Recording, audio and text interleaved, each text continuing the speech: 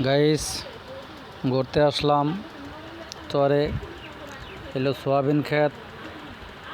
আমাদের এলাকার ভাষায় আমরা বলি সোয়াবিন। এই যে দেখতে পাচ্ছেন সোয়াবিনের ক্ষেত।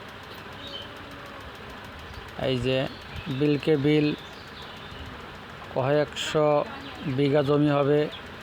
এই দেখতে পাচ্ছেন এই হলো সোয়াবিনের গোড়া। এখান থেকে সোয়াবিন হয়।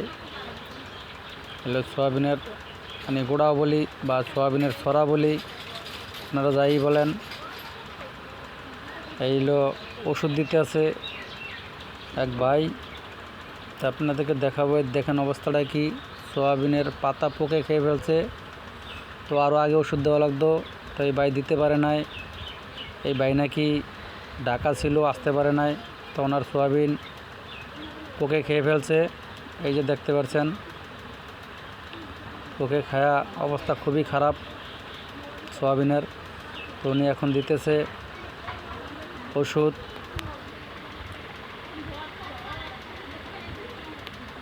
এই যে ভাই এখন ওষুধ দিতেছে, পোকের ওষুধ।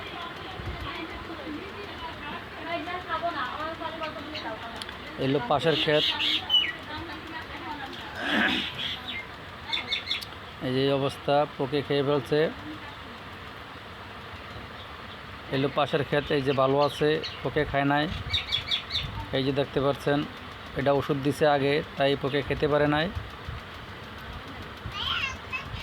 আর এইবার ক্ষেতের অবস্থা এইবার এলো ওষুধ আগে দেয় নাই, তাই পোকে খেয়ে ফেলছে।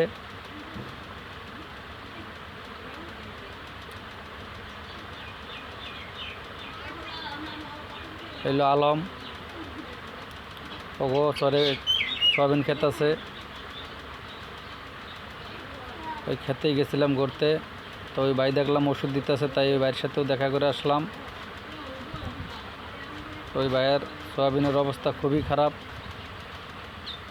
আরও আগে ওষুধ দেওয়া লাগতো, ভাই দিতে পারে নাই সমস্যার কারণে।